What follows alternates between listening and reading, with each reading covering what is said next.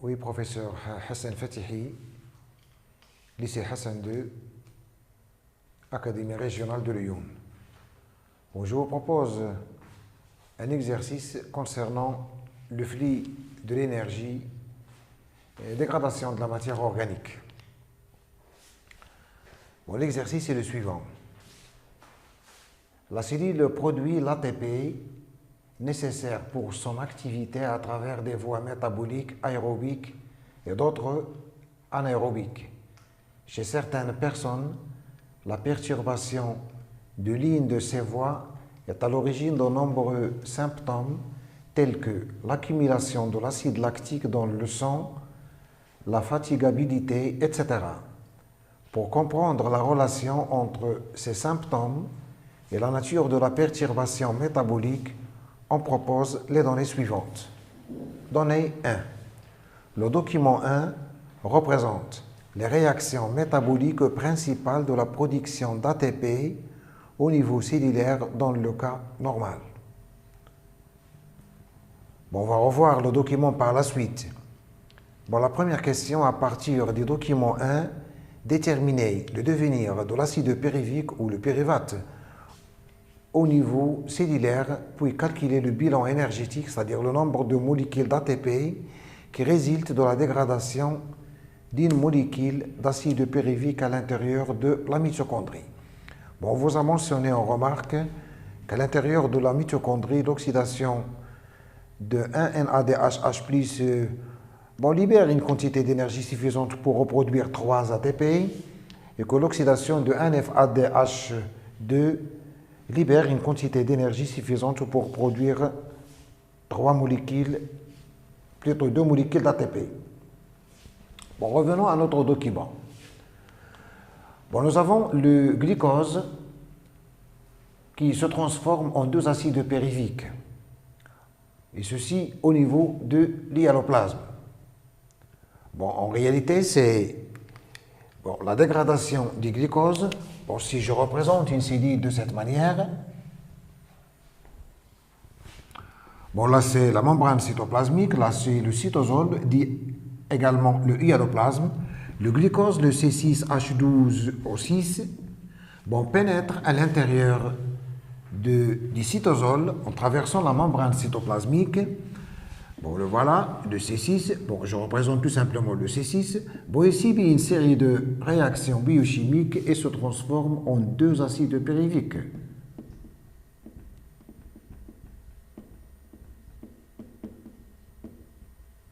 Bon, là, c'est la première étape de la dégradation du glucose, c'est la glycolyse qui se déroule dans le cytosol. Bon, ensuite, votre acide pyruvique, soit il pénètre à l'intérieur de la mitochondrie, là où il va subir la dégradation totale à travers 2 étapes qui sont la formation de l'acétylcoenzyme A et le cycle de Krebs. C'est la voie de la respiration cellulaire. Soit votre acide pyruvique demeure à l'intérieur du cytosol et se transforme en 2 acides lactiques. C'est la voie de la fermentation. Donc, l'acide pyruvique à l'intérieur de la cellule, il a 2 destinées différentes. Soit il pénètre à l'intérieur de la mitochondrie, là où il va subir la dégradation totale, soit il va subir la réduction, puisque au niveau du cytosol, votre acide pyruvique peut entrer en réaction avec le NADH+, donc c'est une réduction puisque le NADH+ s'oxyde en NAD+, et donc votre acide pyruvique, il va se réduire en acide lactique. Donc, comme réponse à la question numéro 1,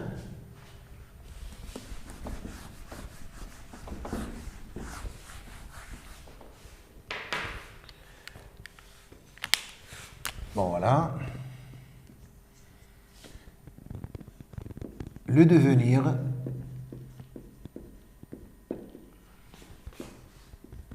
de l'acide pyruvique.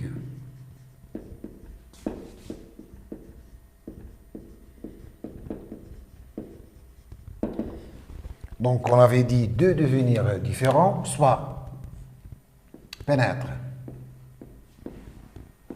l'intérieur de la mitochondrie.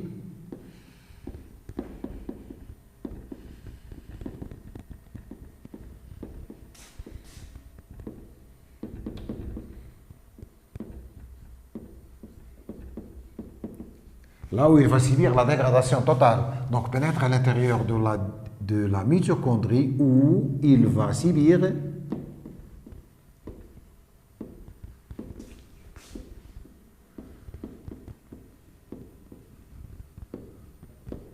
voilà, la dégradation totale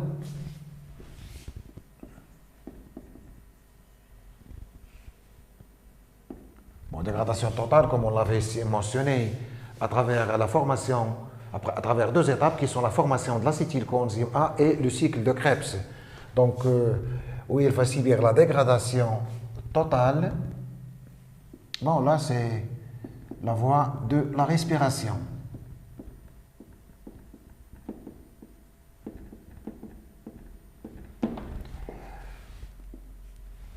La seconde destinée, c'est que votre acide périvique, il va subir la réduction à l'intérieur de... Donc voilà, subir la réduction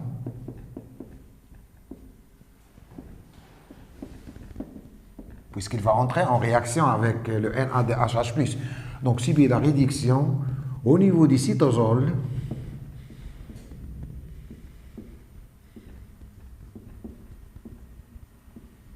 Voilà.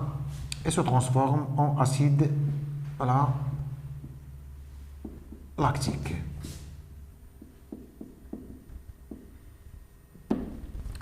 Bon, là, c'est, entre parenthèses, c'est la voie de la fermentation lactique.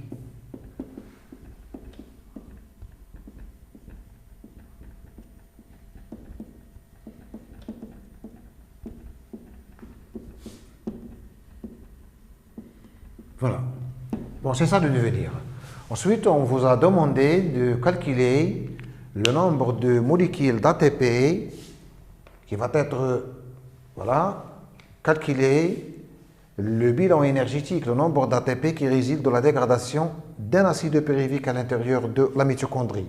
Si nous revenons toujours à notre schéma, bon voilà, un seul acide, bon, on vous a mentionné là également que les réactions représentées dans la mitochondrie se rapportent à un seul acide périvique.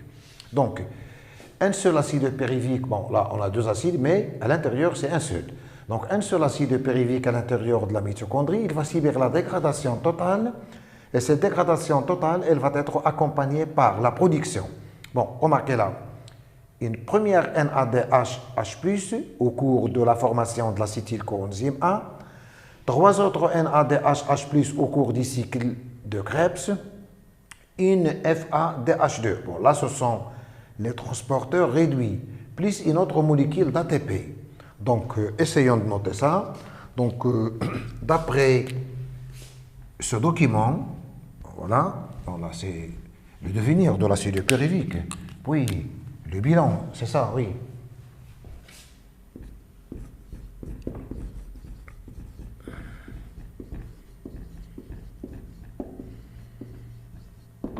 Bon, le bilan énergétique.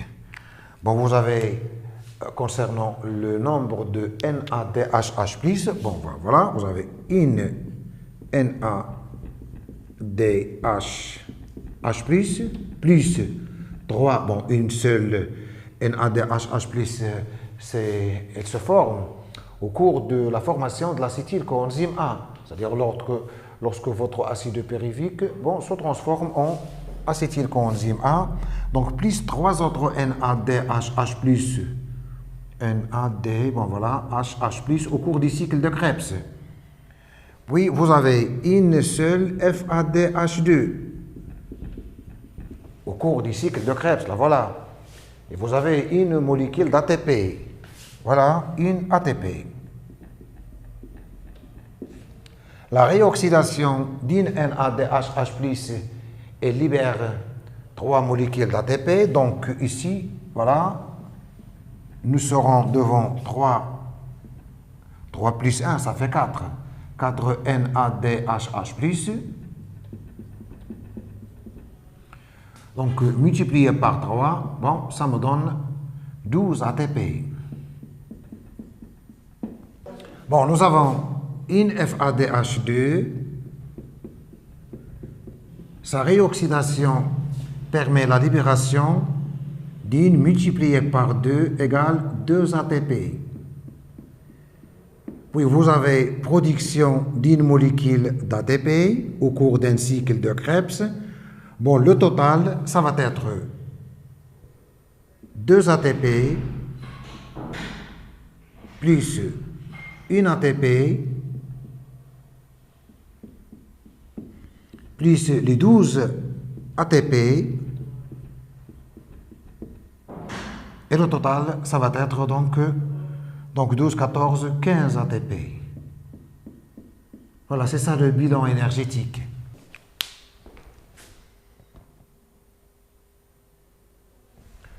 Seconde donnée. Dans le cadre du traitement de certaines maladies virales par l'INT, l'inhibiteur de la transcriptase inverse, des examens biochimiques ont montré que ce traitement cause une perturbation dans la production d'énergie au niveau mitochondrial, ce qui est à l'origine de plusieurs symptômes tels que la fatigabilité et le changement de la concentration plasmatique de l'acide lactique.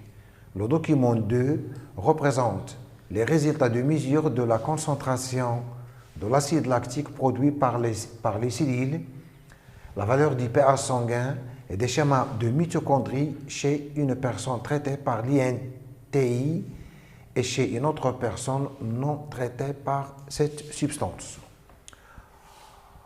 Donc voilà, on est devant l'INTI qui est utilisé comme traitement dans le cas des infections virales. Il est surtout utilisé dans le cas du syndrome d'immunodéficience acquise, le sida. Mais on a remarqué qu'il cause un certain nombre d'effets secondaires. Bon, vous avez là une comparaison chez un sujet non traité et un sujet traité. Le sujet non traité, il représente la référence, c'est-à-dire que ce que nous trouvons chez le sujet non traité, il va être considéré comme normal. Bon, le taux sanguin de l'acide lactique, c'est-à-dire la concentration d'acide lactique dans le sang. Bon, remarquez que chez la personne traitée, elle devient 5 millimoles par litre, c'est-à-dire qu'il est multiplié par 5. pH du sang, bon, il devient acide. Puis, l'aspect des mitochondries. Remarquez que chez la personne non traitée, c'est-à-dire dans le cas normal, la membrane interne devrait être très développée avec beaucoup de crêtes et elle devrait être riche en protéines. Voilà, puisque les points là, on vous a mentionné, ce sont des types de protéines de la chaîne respiratoire de la membrane interne de la mitochondrie. Donc, le traitement, il entraîne une augmentation de la concentration d'acide lactique, le pH qui devient acide alors qu'il était normal, c'est-à-dire neutre en principe, et les mitochondries, bon, peu de crêtes et peu de protéines de la chaîne respiratoire.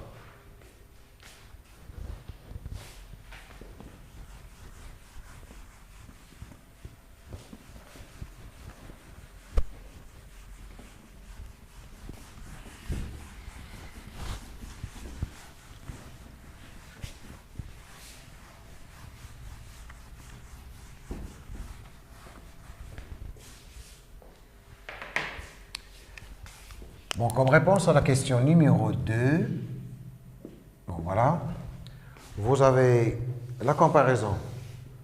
Donc, chez la personne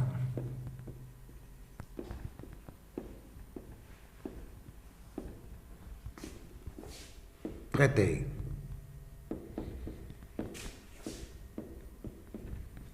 par l'INTI,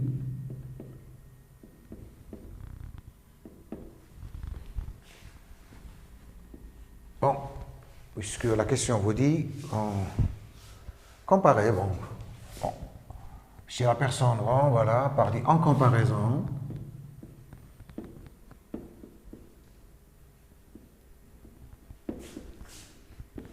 avec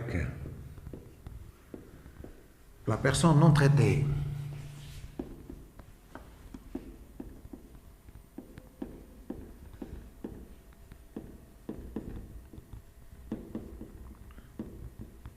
On note.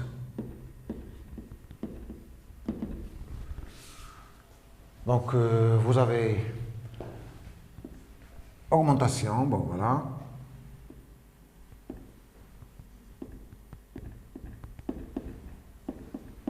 De la concentration d'acide lactique.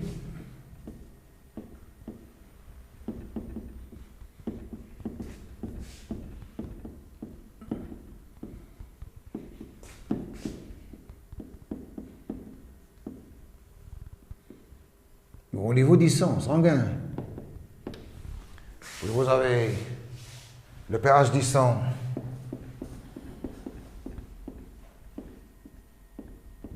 devient acide.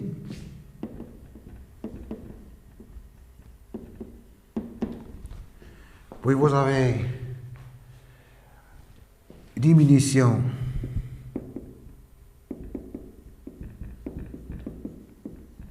du nombre de crêtes.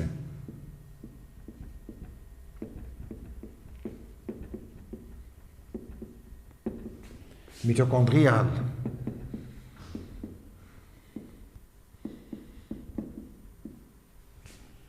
Et des protéines.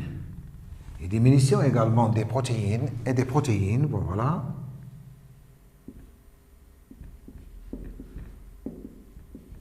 De la chaîne respiratoire.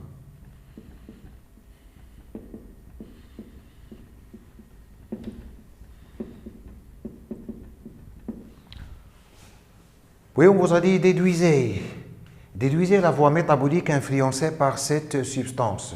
Donc, puisqu'il y a des modifications au niveau de la membrane, surtout la diminution du nombre de crêtes, et ceci au niveau de la mitochondrie, il y a diminution également du nombre de protéines qui constituent la chaîne respiratoire, et puisque c'est au niveau de la mitochondrie qu'ont lieu la plupart des réactions d'oxydation respiratoire, donc la fonction qui va être influencée, c'est la fonction de la respiration. La fonction influencée, ça veut dire, dans ce cas-là, qui va être perturbée. Donc, on peut donc déduire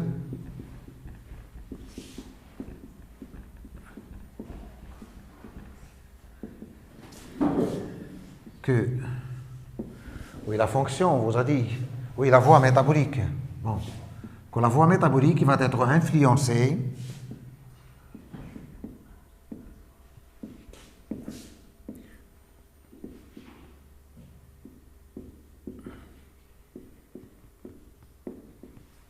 c'est la respiration cellulaire, puisqu'il y a deux voies métaboliques qui sont la respiration et la fermentation.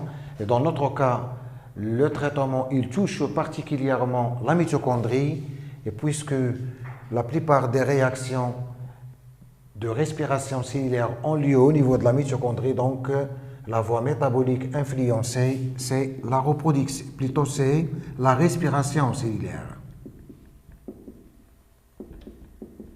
Voilà.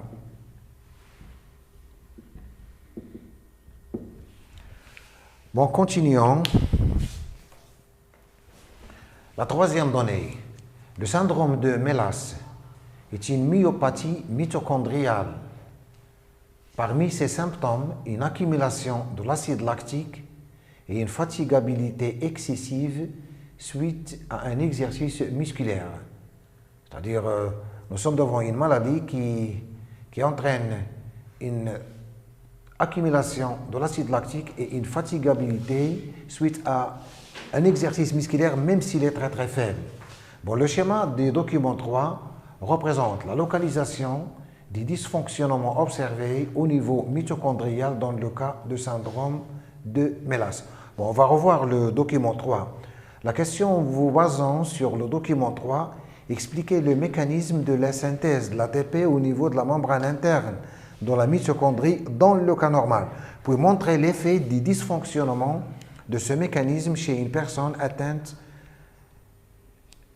de Mélas. Bon, ici on est devant cette petite portion-là, c'est-à-dire mitochondrie, et une portion de la mitochondrie. Bon, les choses sont de la manière suivante.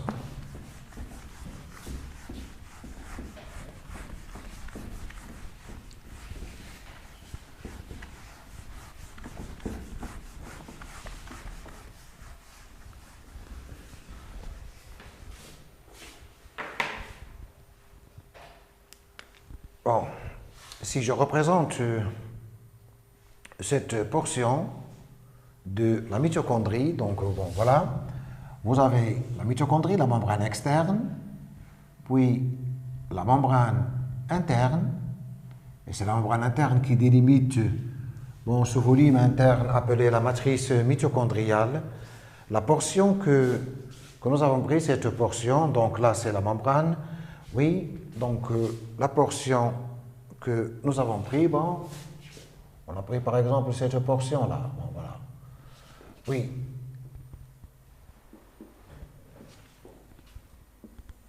Donc je représente la membrane interne tout simplement.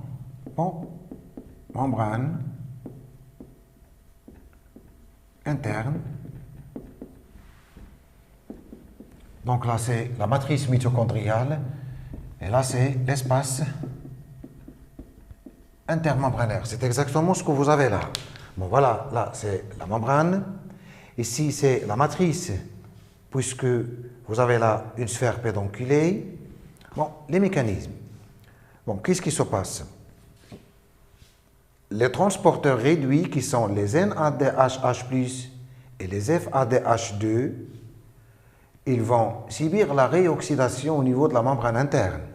Ils vont céder les électrons vers les protéines de la chaîne respiratoire et on assiste donc à un flux électronique le long de cette chaîne respiratoire jusqu'à ce que ces électrons arrivent à O2 qui joue le rôle d'accepteur final des électrons et des protons.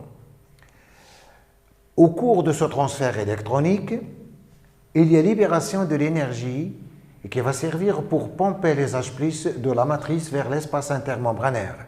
À un moment donné, la concentration de H+ au niveau de l'espace intermembranaire devient supérieure à celle au niveau de la matrice. Donc, c'est le gradient protonique. Puis, ces H+ retournent à travers les sphères pédonculées et ces sphères pédonculées se trouvent activées et elles vont commencer à phosphoryler l'ADP en ATP. C'est la phosphorylation oxydative. Donc, dans les conditions normales, bon, la question c'était expliquer le mécanisme de la synthèse d'ATP dans le cas normal. Bon, voilà.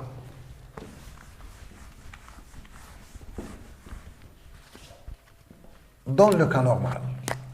Bon, là, c'est la réponse à la question numéro 4. Bon, voilà.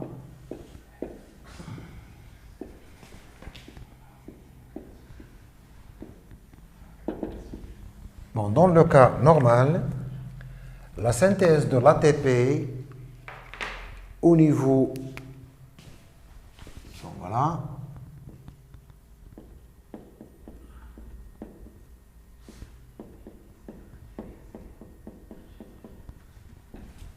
bon, se déroule selon la succession des événements suivants.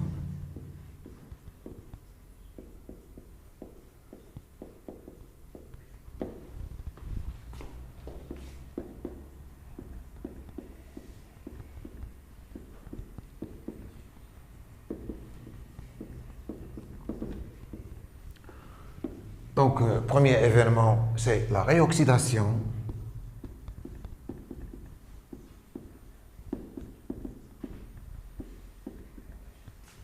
Des transporteurs réduits qui sont bien entendu les NADH+, et les FADH2.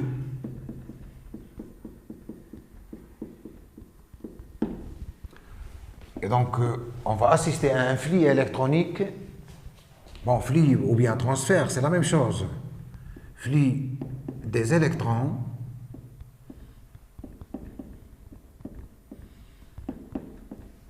le long de la chaîne respiratoire.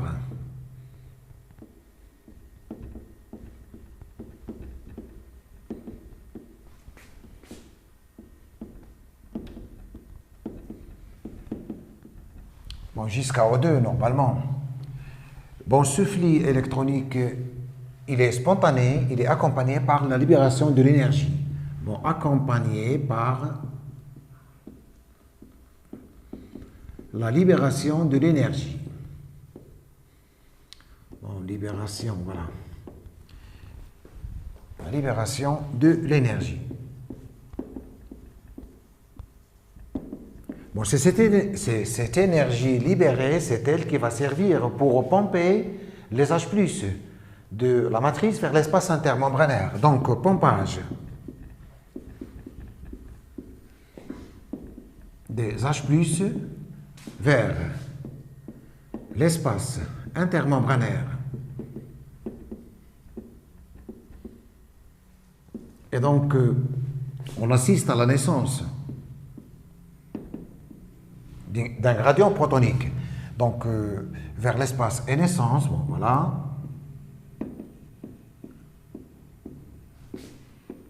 Du gradient protonique.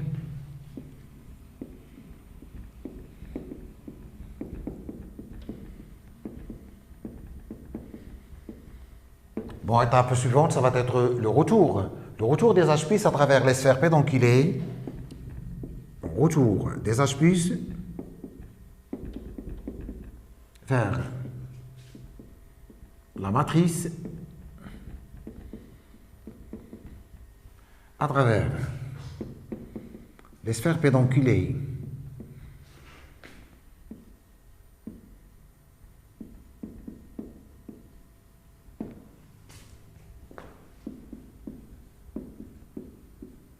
et lorsque les sphères pédonculées sont traversées par les H+, bon, ils s'activent. Donc, d'où leur activation.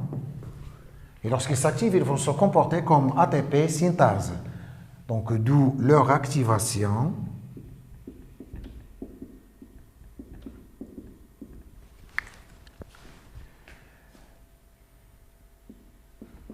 Et donc, production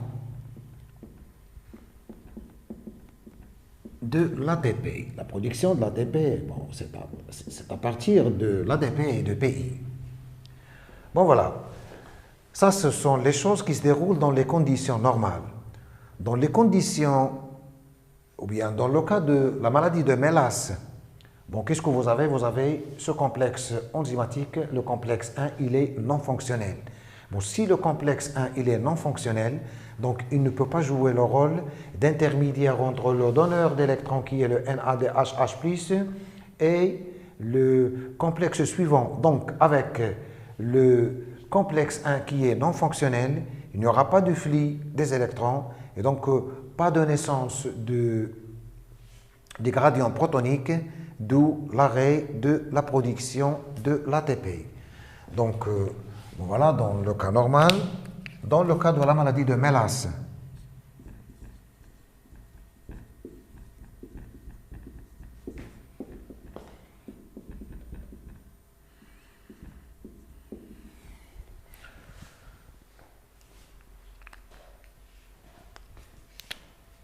oui, donc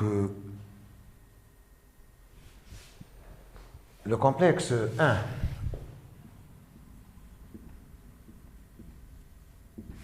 le complexe C1 est non fonctionnel.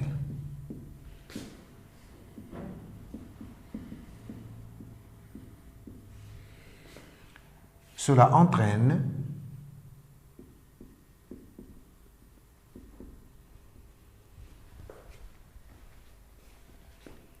bon, 2 points. Donc, vous avez l'arrêt du flux électronique le long de la chaîne respiratoire.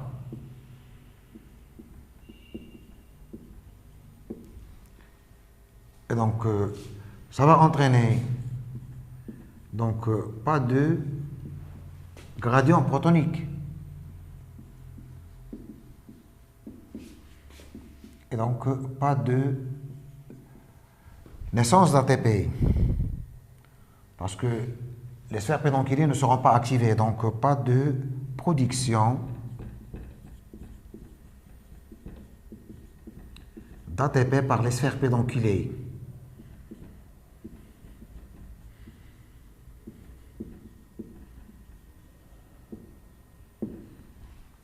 Bon, voilà. Donc là, c'était la question 3 au lieu de 4, oui. Bon, partons donc à la question numéro 4. En exploitant les données précédentes, montrez que la voie métabolique dominante dans les deux cas, qu'il s'agit du traitement par l'INTI ou le syndrome de Mélas, c'est la fermentation lactique, puis expliquer les symptômes observés dans les deux cas. Donc, dans le cas de l'INTI, il y a diminution des nombres des protéines au niveau de la membrane interne, les protéines de la chaîne respiratoire. Dans le cas de la maladie de Mélas, c'est toujours la chaîne respiratoire qui se trouve en quelque sorte bloquée, vu que le complexe 1 est non fonctionnel. Donc, dans les deux cas, on est devant une perturbation de la voie de la respiration. Pourquoi? Parce que c'est la membrane interne qui se trouve en quelque sorte non fonctionnelle. Bon, voilà, les choses se déroulent de la manière suivante. Donc, dans les deux cas, comme réponse à la question numéro 4,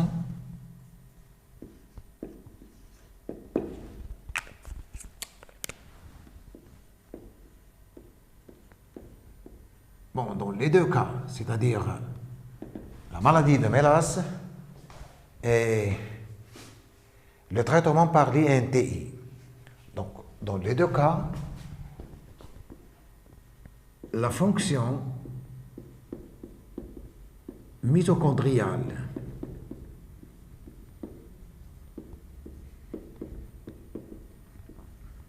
se trouve perturbée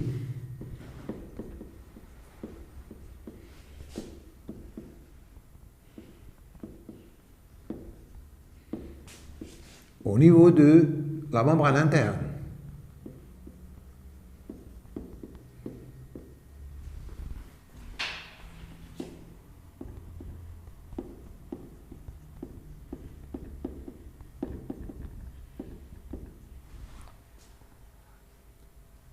Et donc, la respiration cellulaire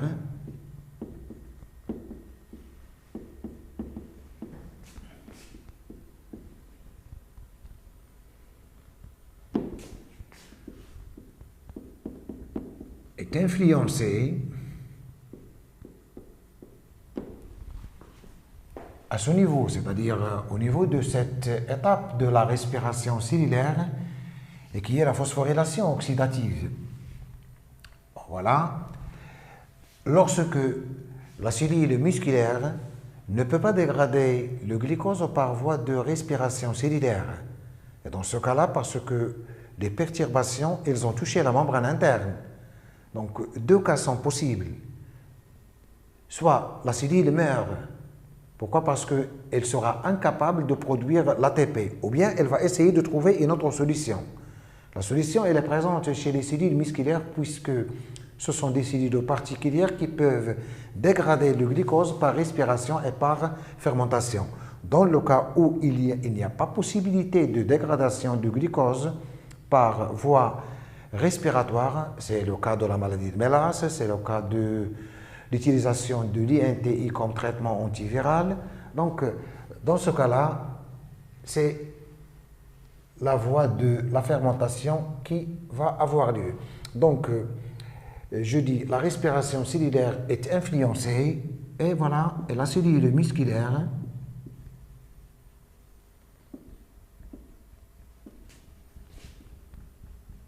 dégrade le glucose par voie de fermentation lactique.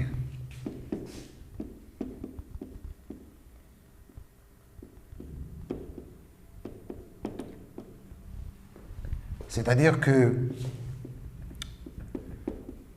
l'acide pyruvique qui provient de la réaction ou bien des réactions de la glycolyse, au lieu de pénétrer à l'intérieur de la mitochondrie et subir la dégradation totale, bon, il va rester au niveau du cytosol, de l'hyaloplasme, et il va se transformer en acide lactique. C'est la voie de la respiration, plutôt de la fermentation lactique. Puis, on vous a demandé d'expliquer les symptômes observés dans les deux cas. Donc, lorsque l'acide utilise comme voie métabolique la voie de la fermentation, bon, la voie de la fermentation, elle produit peu d'ATP, 2 molécules d'ATP uniquement au lieu de 38 ou 36 molécules d'ATP, donc faible productivité d'ATP, faible donc régénération de l'ATP, ça va entraîner, normalement ça va entraîner la fatigue musculaire, puis votre acide lactique, lorsqu'il s'accumule, il va modifier le pH sanguin qui va devenir acide. Donc, cette voie, bon voilà, cette voie de la fermentation,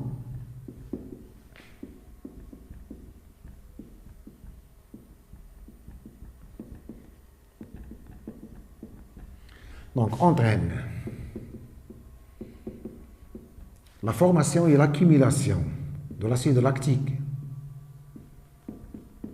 Bon, la formation et l'accumulation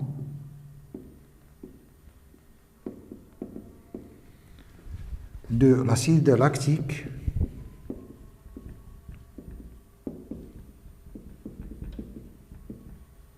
d'où l'augmentation de sa concentration sanguine. Bon, voilà, l'augmentation de sa concentration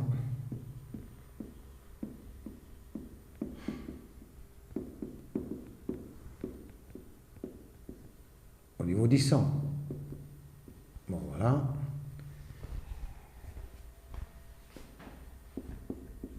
Et le pH devient acide.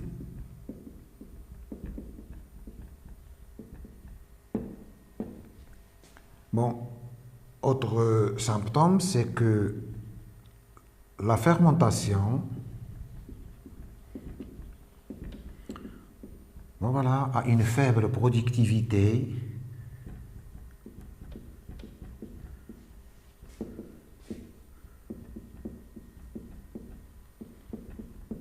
On peut mentionner donc 2 ATP uniquement.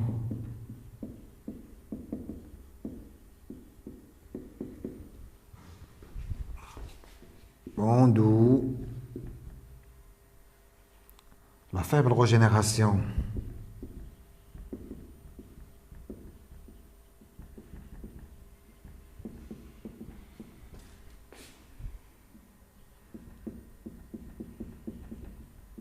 et l'apparition rapide de la fatigue.